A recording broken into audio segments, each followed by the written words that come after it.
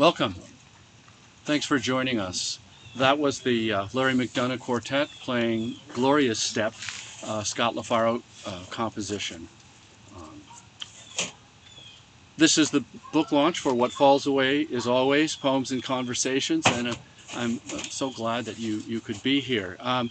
Before we get down to more music and some poems, I have some people to thank. First of all, thanking the band. That was Larry McDonough on piano, Greg Stinson on bass, Dean White on drums. And you probably recognize me on saxophone. And they did this gratis for my book launch, and thanks guys for doing that. You're also probably wondering how I was able to set down my saxophone so quickly and get here. And that's because Larry McDonough is running the tech for this event and for those videos, producing the videos. So that's how we did that little trick. I also want to thank Chris Biak, my friend, for setting up a really nice website for me, which is richardterrill.com. Thanks, Chris. And finally, I want to thank Jim Perlman, the publisher of Holy Cow Press, holycowpress.org. Jim has been in the small press, independent publisher business for decades and turned out so many good books, especially by Minnesota and Wisconsin writers. And I'm really happy that Jim is working with me, has worked with me on this book. So a little bit more business before we get to the music and the poetry, and that's how to order the book. You can, of course, visit your local independent bookstore. Here in the Twin Cities, the book is at Next Chapter, Subtext, Moon Palace, Majors and Quinn, and maybe some other ones that I don't know about. It's at the Arts Center of St. Peter in southern Minnesota. You can visit holycowpress.org and order a book from the publisher's website. I also know it's at Powell's in Portland and Prairie Lights in Iowa City, and if you must, it's on Amazon as well. Now, for a signed copy of the book, you can send me $20 via PayPal to the email address that you see there. It's my school address. Include your name and address in the notes so I know where to send the book. You click on Send Money to a Friend, so neither of us has to pay any fees to PayPal. And then I want you to indicate your choice of thank you gifts. I mean, do I watch public TV or what? I have thank you gifts. You may choose any one of the following. I have the original first edition of Saturday Night in Baoding, a China memoir, hardcover, and with this you get the vintage 1989 author photo with the leather jacket.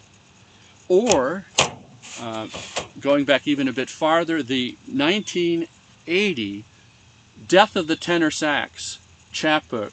And in this one, we have the 1980 author photo. It was in my Thoreau and Emerson period there, decked out in the flannel.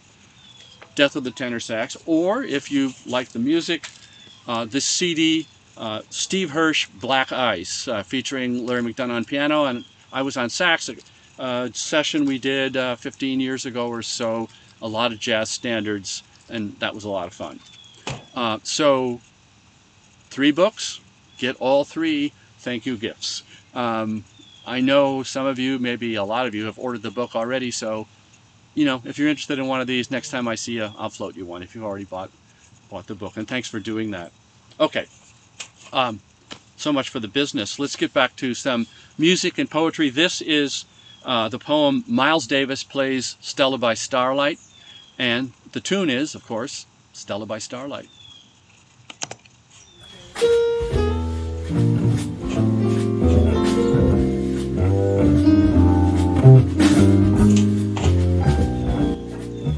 Miles Davis plays Stella by Starlight.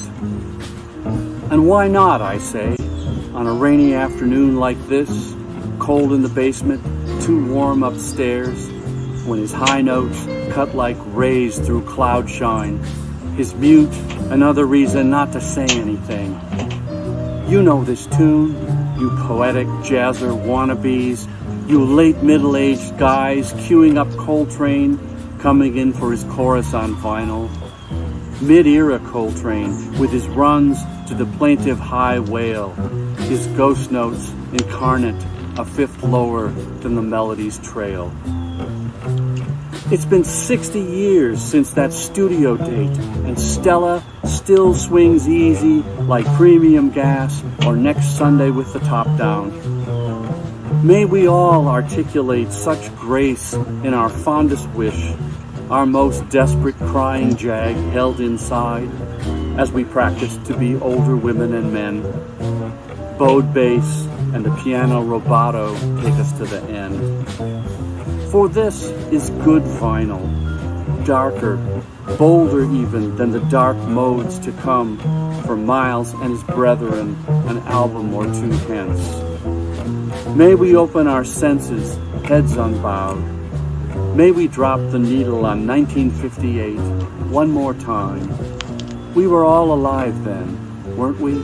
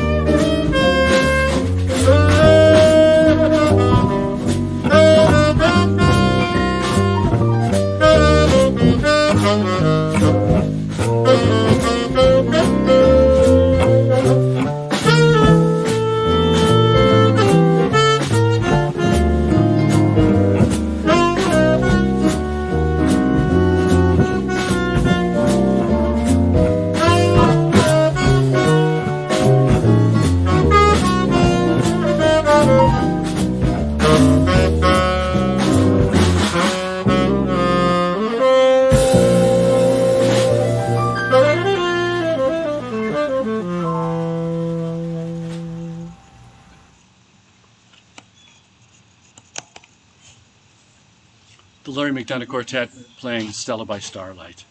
If you like the music, if you're interested, Tuesday night, this coming Tuesday, 2 days from now, we'll be doing a program, a set of the music of Bill Evans, and it will be on Facebook Live as well as a YouTube channel.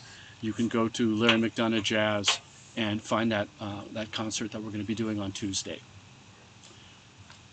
My book is in 3 parts, and with each part I, just for fun, chose some description in Italian, as you'd see in a symphony. And the first part is, the Italian reads Apocalittico dolce, sweetly apocalyptic. And here's the title poem from that first section. It's called Dear Future, and it's about our current environmental crisis, and it's written in the form of a letter to the future. Dear Future, what you think of us will not be your first concern. just as you were not ours. You won't know we thought our diligence would be your salvation, that we looked out at the trees and they just stood there. We each cast a single shadow, longer at twilight, yes, but soon we couldn't recognize darkness. Each pin in the map stood for 10,000, and there were tens of thousands of pins. So we made more maps, but found the world wouldn't grow.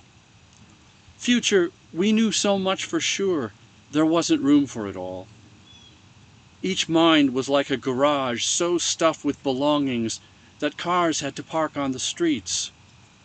Soon there was simply not enough dignity to go around, or fresh water, which became the same thing. The very air was like birdsong we thought we could identify, but the birds knew it not at all, so didn't sing. They couldn't fly any further south than this. We thought we could change the subject, that there were kingdoms yet to come.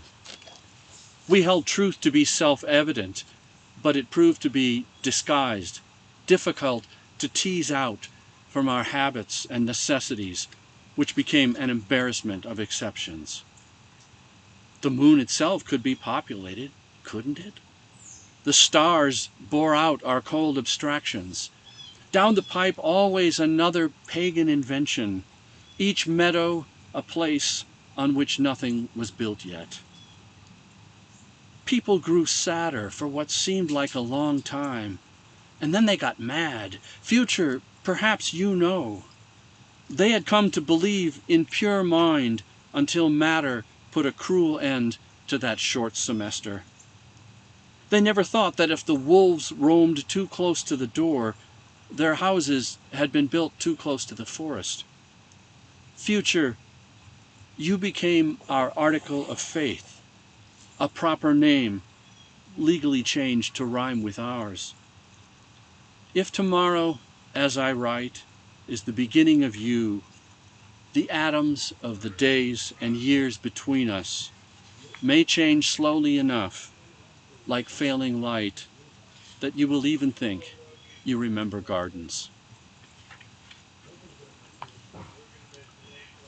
Next is a poem of a smaller, more personal apocalypse, and it's called Chet Baker, a Fantasia, and it's about the jazz trumpeter Chet Baker.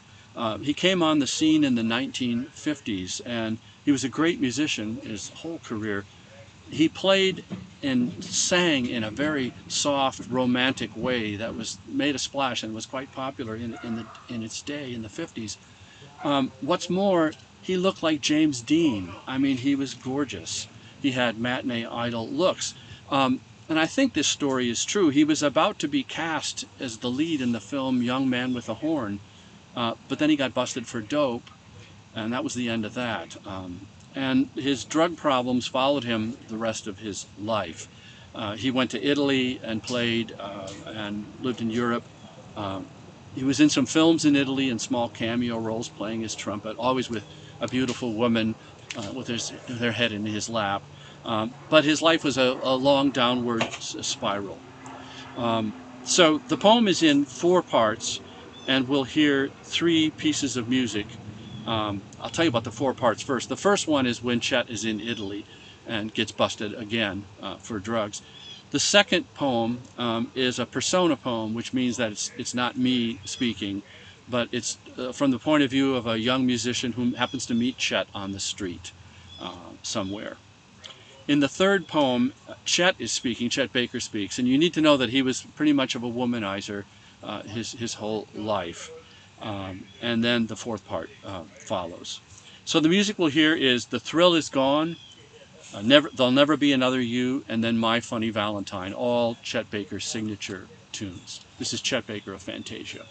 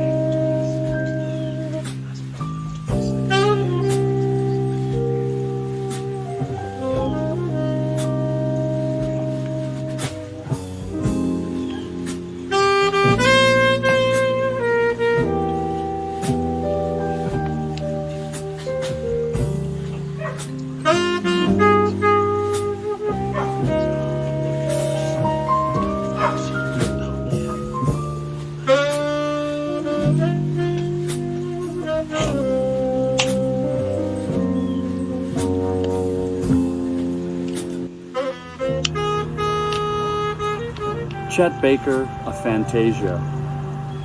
The thrill is gone. A half-dark moon lights the Tuscan postcard hills, the postcard narrow streets and villas in Lucca, the old town, and the walls of the Penitenziario San Giorgio, where the man behind one of the barred windows plays trumpet each night so purely that the daughters of shop owners, the trattoria's patrons, even the meter maids and the washerwomen, even the stray mongrels, even the bricks in the streets, feel a tide swell and recede in their own personal longing. The town musicians, this really happened, they'll tell the grandchildren, gather below his window each morning. Buongiorno Chetino, they call, and then sing to cheer him. Busted for shooting up in a gas station restroom. When the polizia took him off in cuffs, he said, "Man, why are you picking on me?"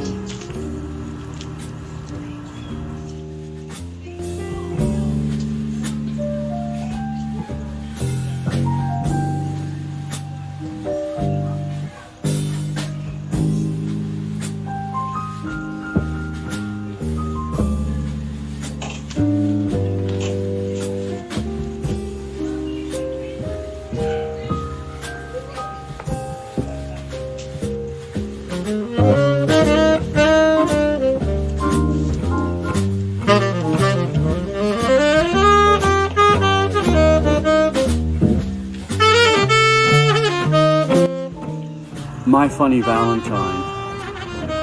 Everybody has a Chet Baker story. I'm the most honest man I know.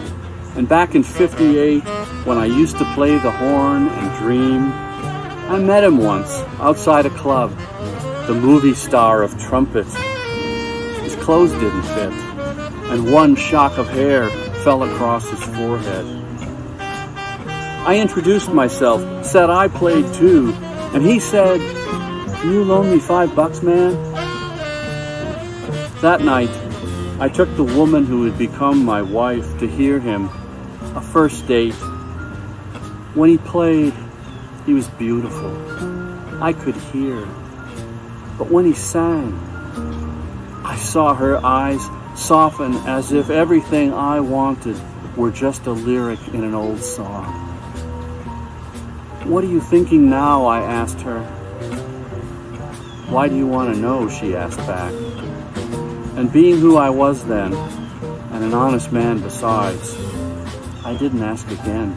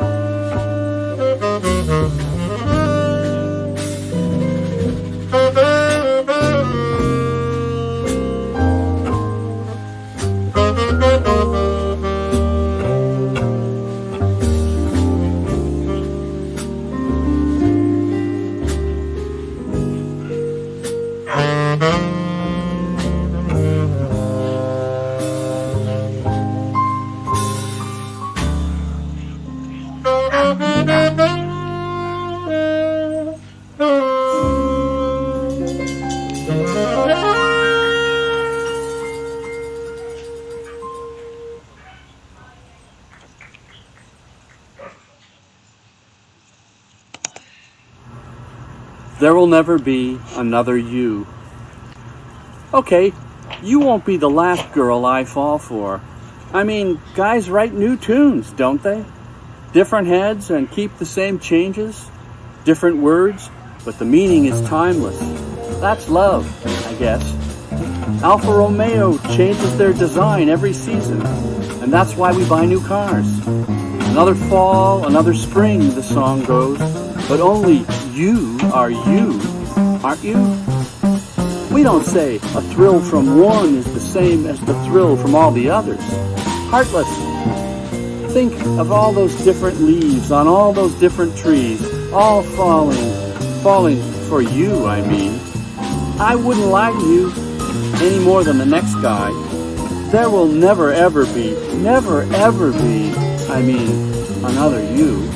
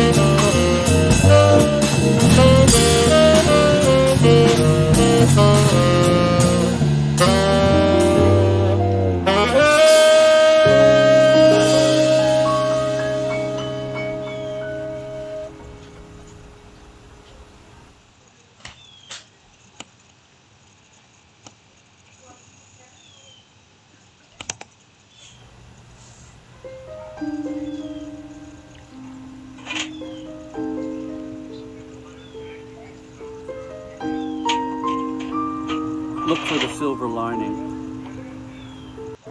Whenever he played, it all came back, like a puppy off the leash returning to his master, like the kite of a boy on a beach, every day and not just the weekend.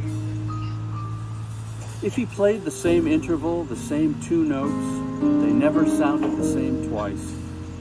If he played a cliche, it wasn't one, since his was an intended forgetfulness, a stop and go, though mostly go.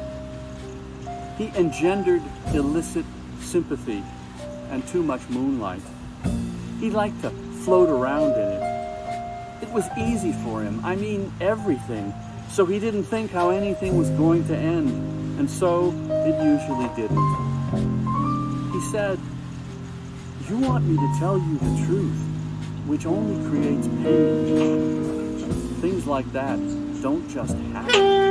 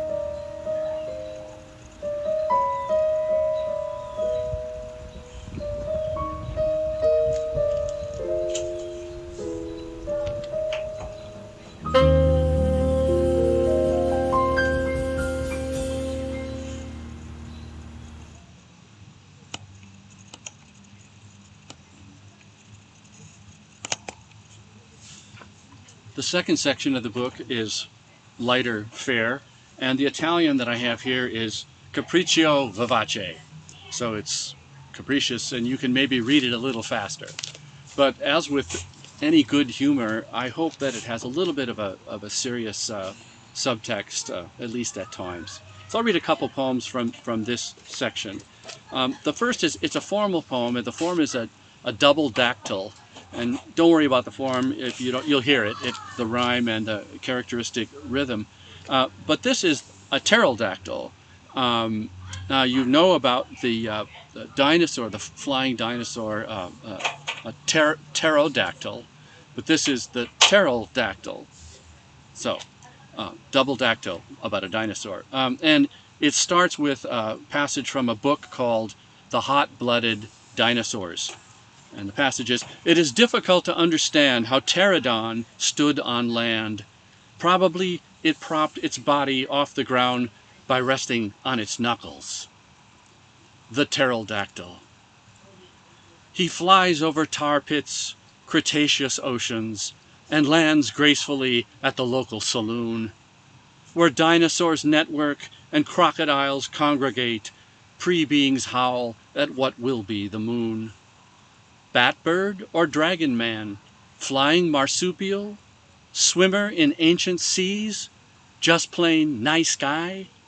Paleontologists couldn't agree if his winged finger meant he got mud in his eye. Marvelous endotherm, high-order vertebrate, so unreptilian, so debonair. Gentle, intelligent, intricate pterosaur spent his adult life all gliding in air. Only the ground ever gave him a problem. He rests on his knuckles and sips on his drink, for dinosaurs are a convenient reminder that someday the rest of us will be extinct." That's an old poem, and I finally found a book that it fits in. It's been around for a while. The title of the book, subtitle, Poems and Conversations, that's because I do a lot of borrowing in this book. I borrow from Chet Baker, from Miles Davis, you've already heard, and I borrow a lot of lines from poets or other people who aren't poets, and I often in this book use them as the title for my poem. So this poem is called You Must Change Your Life, which is what Rilke said in his book Letters to a Young Poet, and saying to a young poet, if you really want to be serious about the arts, you must change your life. So here's my take on that. You must change your life. What you always did, don't do. Write with the wrong hand. Write with the left side of the brain. Breaststroke, not side. Schubert, not Brahms. Play the changes for a change. Listen to the piano, not the bass. Skip the extra chorus. Requite love. Death's a hunch. Start over. Skip lunch. Ignore the voices you first heard long ago, telling you someone else got more than you, someone else got better. That nightly scotch, make it 2 or none. Make it bourbon or gin. Don't begin anything you can't finish. You, who always changed each line. You, who always changed each line. You, who never finished anything. The third section of the book um, is titled "I'd Like, Please," which is a borrowed line, and this, the Italian reads for this, the instructions to the reader, "Non troppo sentimentale," not too sentimental. When I was teaching, I always told my writing students, don't be sentimental in your writing, because sentimentality we define as an excess of emotions, an excess of what a situation calls for. You could be emotional, but don't be sentimental. So this section says, not too sentimental. It's okay. Be a little sentimental. Go ahead and cry if you want.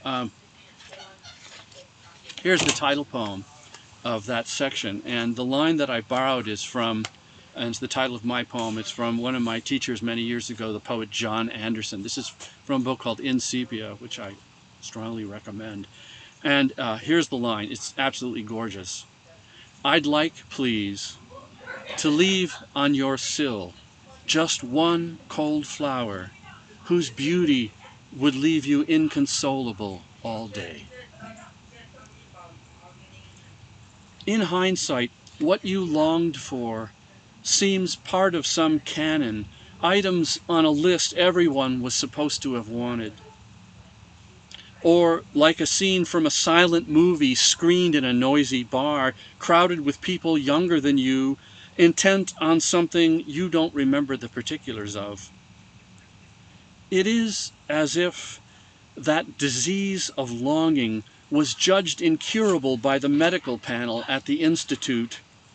Then the doctors all died, while all the test patients outlived them by 10 or 20 years. You don't mind.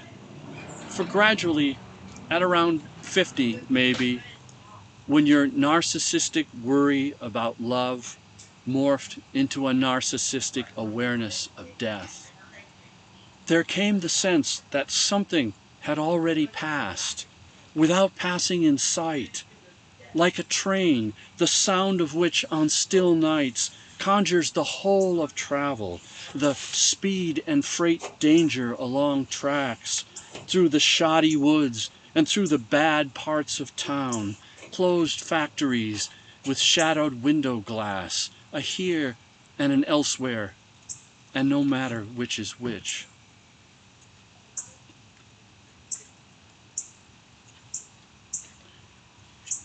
In this poem, from the last section, I borrow from myself, and I have quoted a lot of lines from poems that I wrote when I was probably in my 20s. 20s, let's say. And it's called Early Poems. And so I'll give you some quotation marks for the borrowed lines. Early Poems. The images are like old friends I no longer have enough in common with. Three-sweatered like a crusted pine. The fisherman's scent of imagined waves. He shakes his cock like a tired flag. I pretend I wouldn't recognize them on a dark street, even with a gang of marching nationalist editors gaining on me from behind, red pencils sharpened to pin accuracy. And it was always night in these young poems. Night is evening's secret. A myth about a night world. We wait for night and night feeding bass. As if daylight were owned by prose, and of little interest, mostly because there was no bourbon in it. And what did the young man know about love? Too simple for listeners, too difficult for art. That now he wouldn't cut back until the part about how hard it is was left to extend its bare branch into the winter sky. More music and poetry. Here's a poem about John Coltrane, and this is about, we think of Coltrane, we think of his later music, maybe it's loud, he played 45-minute solos, it's atonal, it's avant-garde, but there was another side to Coltrane, a gentle side, and this poem, or part of it, is about that gentle side of the man who, by all accounts, was self-effacing and gentle. And the poem also, in part, imagines Coltrane living a full life instead of dying as he did at age 40. So here's Coltrane, and the song is Coltrane composition, Naima. Coltrane. He liked to laugh, didn't smile on album covers, only because his teeth were bad. Once there were so many waiting in line, he took tickets at his own gig so the doorman could catch a break to pee. He was shy, and if you weren't, he just agreed with you. Journalists came away writing about themselves. He said, "Sometimes I wish I could walk up to my music as if I had never heard it before." He asked, "Did you like it? Did you really think I played well?" Imagine him among the galaxies like light bending gently through time. Einstein knew about that early but kept it to himself. Or imagine him earthbound, breathing the very air you later would.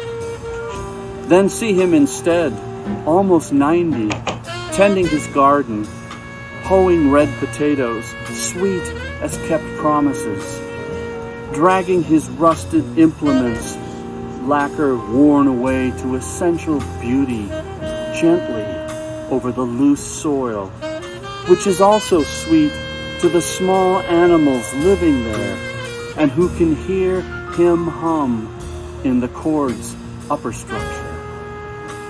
See him maybe leave the yard, still too soon, as if it didn't matter, as if all the world weren't there.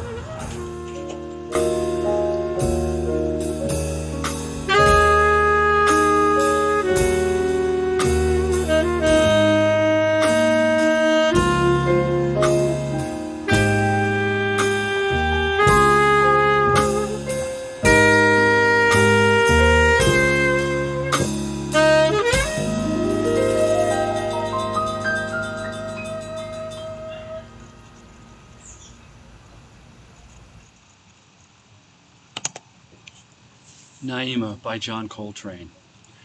Thanks for joining us tonight. We're going to go out with just music again. The band is going to do All of You, the Cole Porter standard as played by Bill Evans. Reminder that on Tuesday night we'll be doing a whole set of Bill Evans music you can get on Facebook Live or YouTube, Larry McDonough Jazz.